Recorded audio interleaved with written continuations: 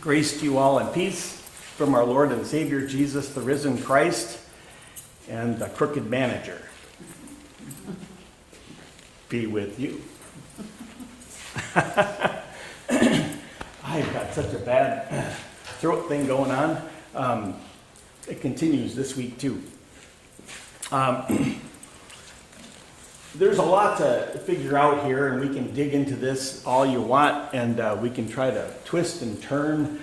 I've done sermons on this, talking about Danish pig farmers that are working for Lutheran World Relief in Africa, who were told by all means you need to use the money that we give you from World Relief coming out of America with US dollars at the bank to do your transfer to Cameroon dollars, or the Central African Republic, wherever you're sent, Mozambique in this case when I met him.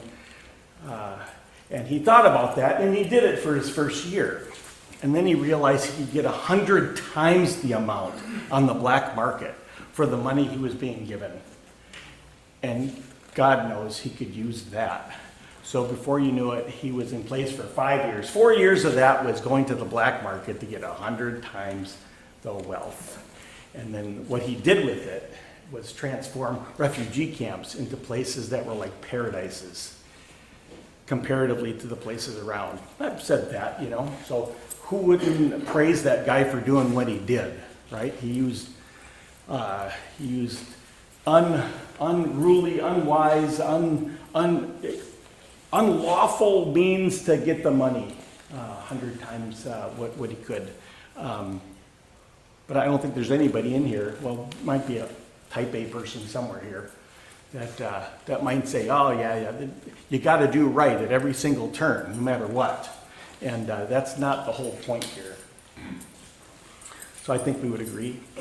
So I'm gonna circle way around eventually to talking about Jesus at the end, just as he would want.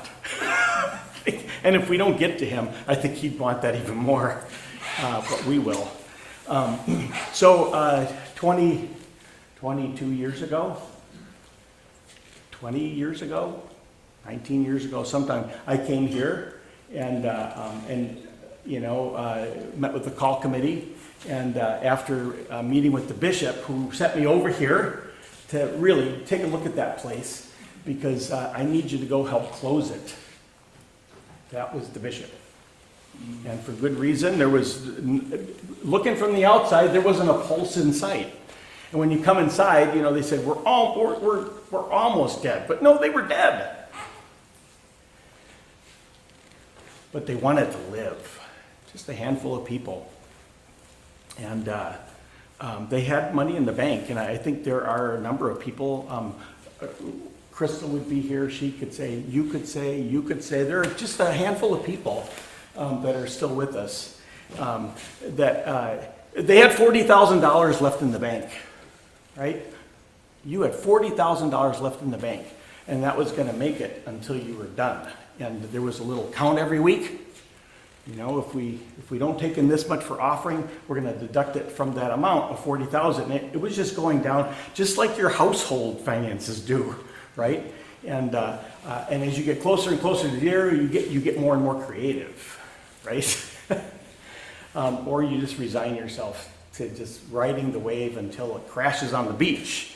And the thing is, $40,000 left, and that was going to be to pay me until we went down. And we give thanks that the whole committee and everybody else said, we're going to pay you full time at guidelines, no matter what. Because what difference does it make to us if you have to go looking for a job 3 months earlier than you thought you were going to look for?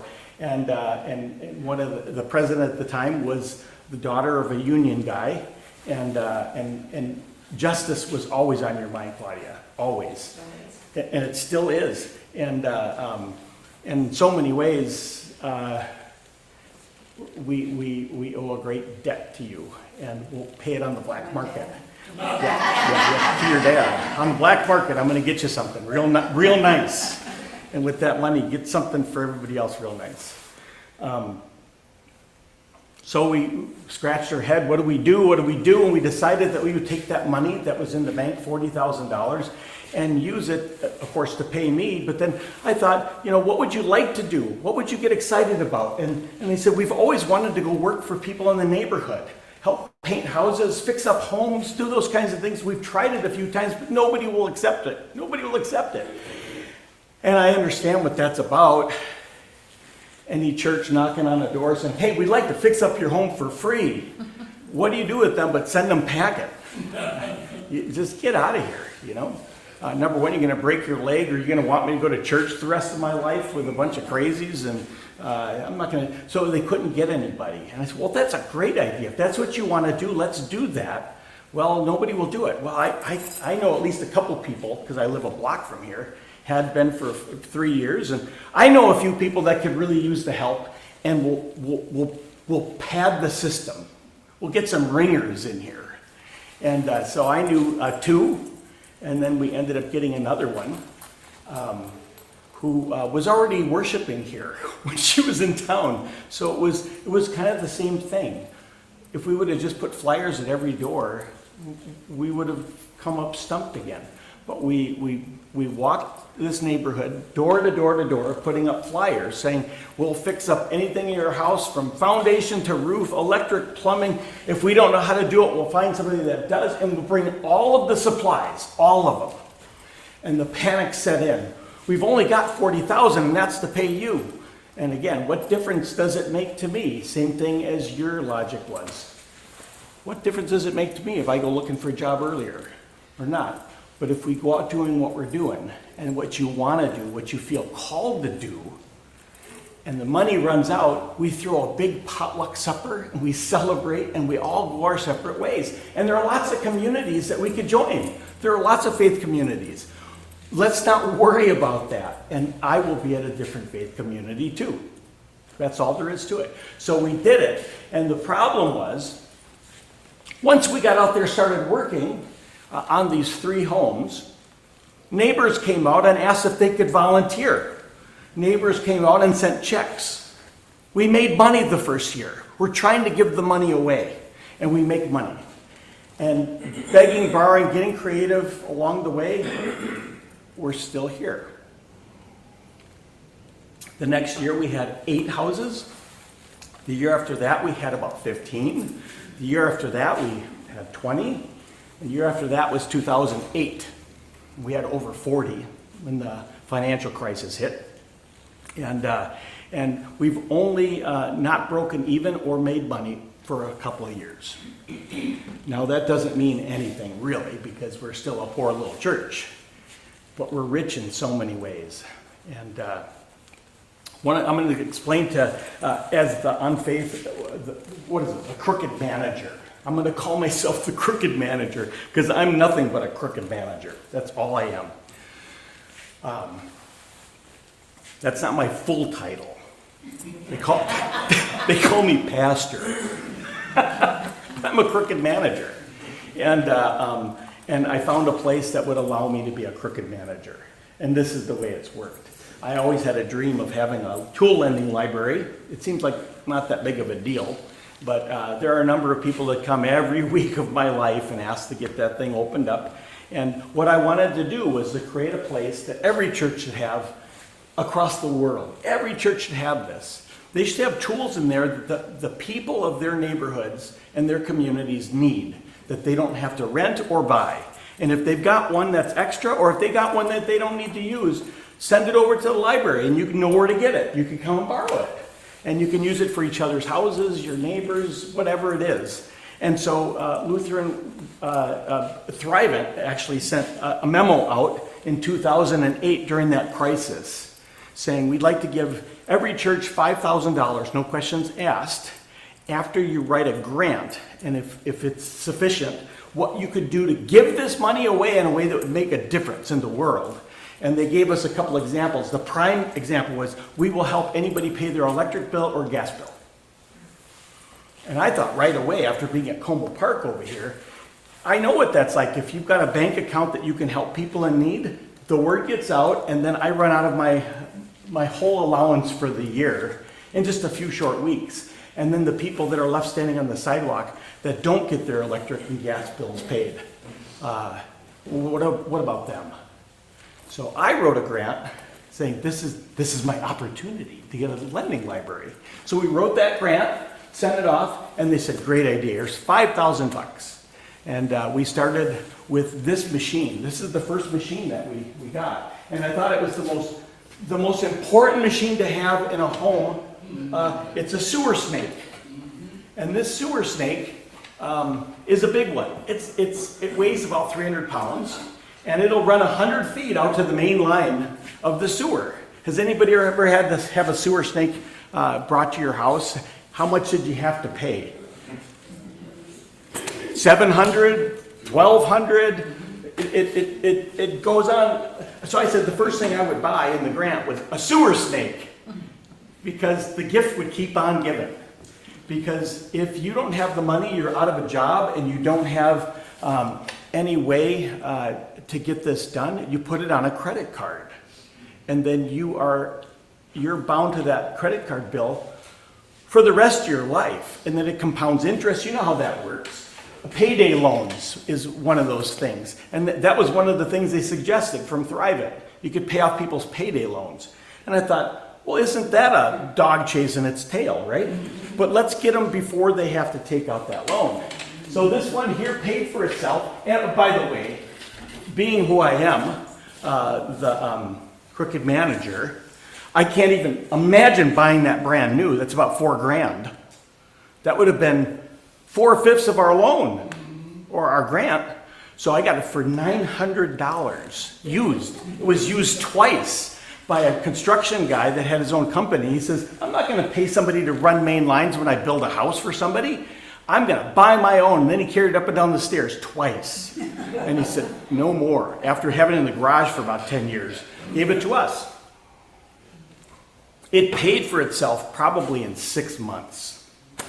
So there's that. And then we've just been amassing tools, jackhammers. This guy here is, this is for scaffolding. We got enough scaffolding to get you so high you can make a bungee jumping machine. And these sections are generally loaned out. And that's where they are. And we really do have a big bunch of that stuff. You don't have to rent it. Don't rent it anymore.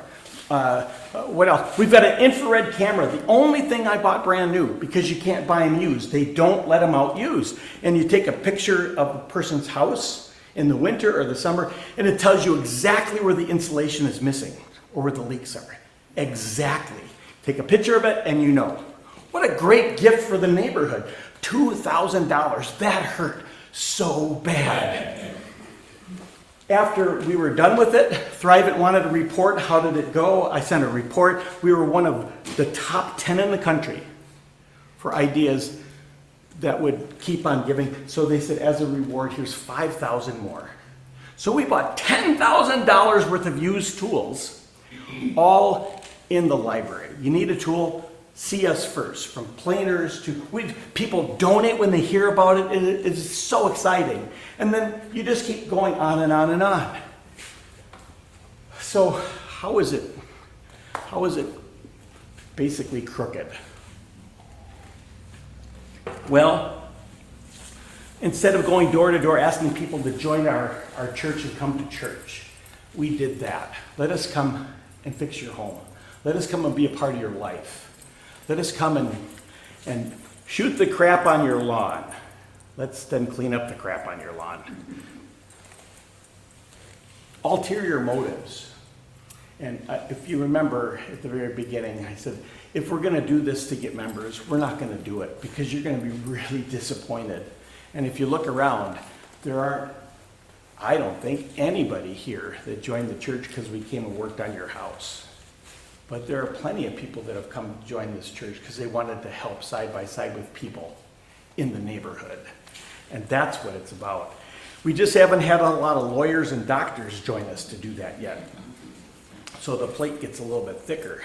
So the crooked manager just keeps doing it. And the work that I do in the community for and with people brings in money.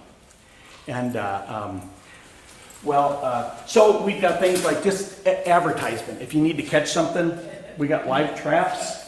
And this does not catch raccoons, trust me. They go in and I don't know how they do it. They lick it clean. I don't care if people were saying, "Oh, put this honey on there." Oh yeah, I tried it. They leave. And then this is my favorite thing because when I say, "Hey, let's do a Bible study," I get 3 people. And we do it for 20 years. 3 people. And I always have a good time doing it. We're not doing it yet until somebody says, "Hey, we really want that back." So instead of doing another Bible study for 3 people, I can't help myself. So I just start thinking about what a shrewd manager would do. So this here is a snow rake pole. See that? I should be writing for like the Christian Century or something, but no, this is what I do. Okay, there's the pole. You put that pole on this device that I invented. I invented this because I fell off the roof trying to get ice dams fixed for people in the neighborhood. I got tired of putting people at risk going up on ladders, and when I fell off and busted my hip and my arm and messed up my lungs and spent way too much time in the hospital, I was thinking the whole time, this is what I should do. So the way this works, this is so exciting. So you put this on the end of the pole, right? And you can add sections to that. So you can get up to the 2nd floor. When there's ice dams on the roof at the edge, you fill this guy with salt, like that. So you open it up, you fill it with rock salt. Right? Fill it with rock salt. And then after it's full of rock salt, you close it. I just closed it. You see that? Look at this. This is so exciting. I just got to show you. So you close it, and then after it closes, it's encapsulated, and you hoist it up on the roof. You get it wherever you want it. You make the string as tight as you want, and then you pull the cord. And it lets a big pile of rock salt right down perpendicular down that ice dam, and that melts, creates a channel, and all the water leaks out. And I'm not in the hospital anymore.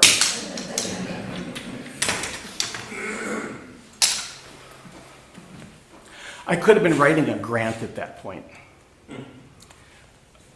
One of many, many grants that you don't get, or maybe you get one.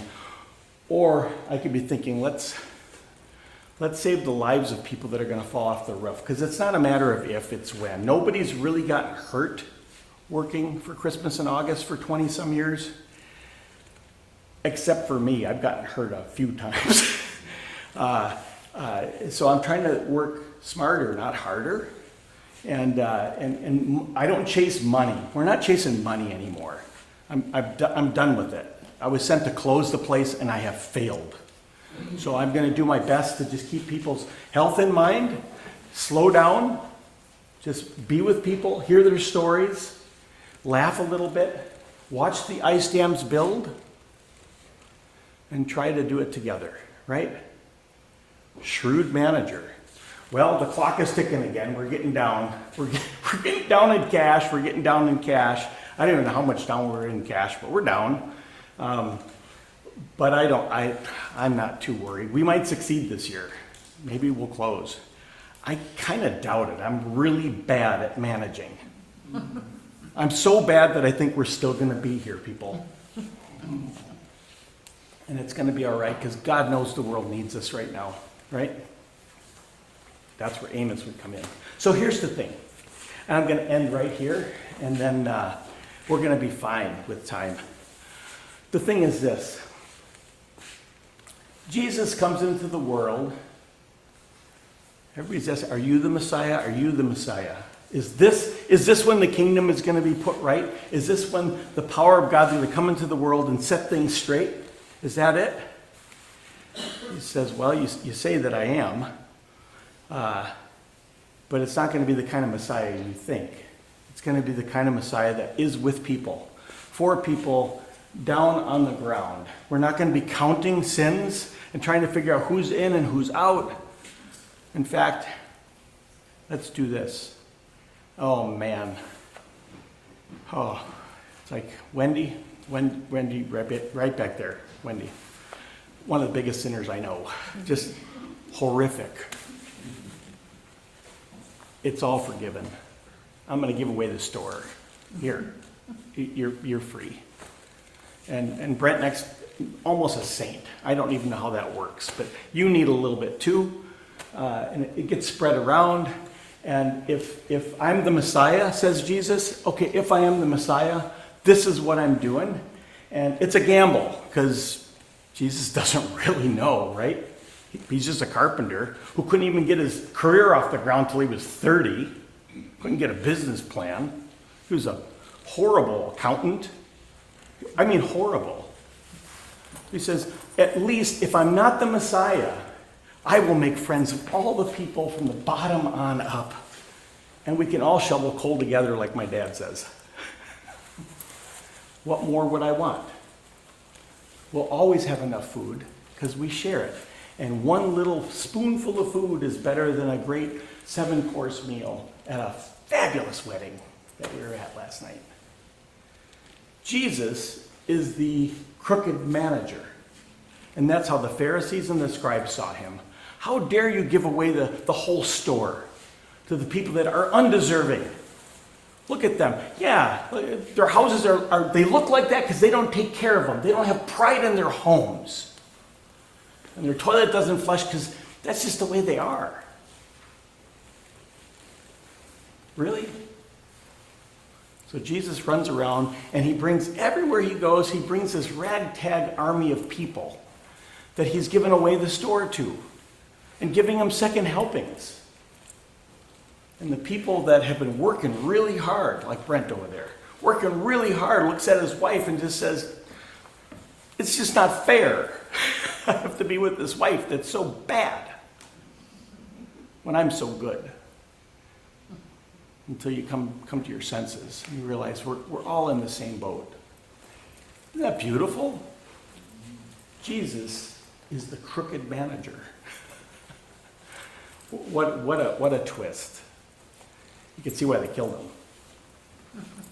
You can see why they killed him. And then it could get serious from there. If I was going to do a real sermon, it would get serious from there. And that's where Amos comes in. Because we need it. We need to stand up for each other. No matter what, right? Amen. Amen. So announcements, acknowledgements. I would like to. Oh yeah, I'm right here. Barb, did we decide on it? Is Barb here still? Yeah. Did we decide on a date for this yet? I believe we did. Okay. It's on the calendar. Okay, and In Barb will put it November. in the weekly. We're going to do a book study on this book, Faith After Doubt, and I don't want you to be either turned off by the title. Or turned on. Or turned on. I do want you to be turned on by the title. I know and I'm going to cry, you know I'm a crier. When I first read this book, it was a book club, and it was right after Dennis died. And I was really happy in my doubt. I didn't want any more changes in my life, so I was really happy in my doubt. That's really not what the book is about. The book is about growing in your faith. I wish there was something about maturing in your faith, because his theory is, unless you doubt some of the things we were taught when we were in Sunday school, you really aren't maturing in your faith. So it's a great book. I really encourage you to read it. I will personally buy a copy for everybody who wants one, but I'm going to be traveling, so you got to let me know right away. And I'll just put it in order and distribute them to you, because I don't think it's a book you want to borrow. I think it's a book you want to keep. So Barb will put the date that we're going to get together to talk about it in the weekly announcements. Yep. That's great. Great book. Yeah, the opposite of doubt is not faith. The opposite of faith is not doubt. The opposite of faith is certainty. You don't need faith if you've got certainty. Yeah, so thank you for doing that. And anybody else? Oh, yes, yeah, one more. There are ingredients here to make that wonderful cake that we have for communion. The totally vegan bread. We just need somebody to make it. for the first Sunday of October, because Judy will be out in Alaska. Would anybody like to take this home and bake it in the morning, bring it here? Anybody, anybody? It's gonna be me if you don't say yes. It will be me. And I, like growing flowers, I don't do it well. You just gotta fix the recipe different because, that's what the crooked guy. All right. It looks like it's me. I warned you. How could you screw that up? Yeah. When do you learn to do this stuff? Learn how to do this baking? I haven't learned. That's my whole point. It's real easy, the directions are all there. All you mix is water and coconut oil and add it and throw it in. Yeah, all the ingredients are in it. You just throw it together, stir it, and they tell me just put it in the oven. It should be just like they do it. That's what they say. All right, you'll get your turn. Anybody else? Was there another announcement someplace? There's 2 baskets in back that I found in the garage sale. If anybody wants to fill them for the Fall Fest, I'm not That's right. a filler. I'm a Okay. basket. It's okay. So we've got baskets that we're going to be selling tickets as a fundraiser for fun during the pasta dinner, which is always the last Saturday of October. And we'll just have a lot of baskets that will, if you've got something you'd like to put in there, that people would want to have a raffle and put their tickets in for fun and to raise some funds. Anybody else? Anybody else? I'm trying to get a car that's going to be art car painted to put on the lawn, and you can put a ticket in that too. So it won't fit in a basket. All right, here we go.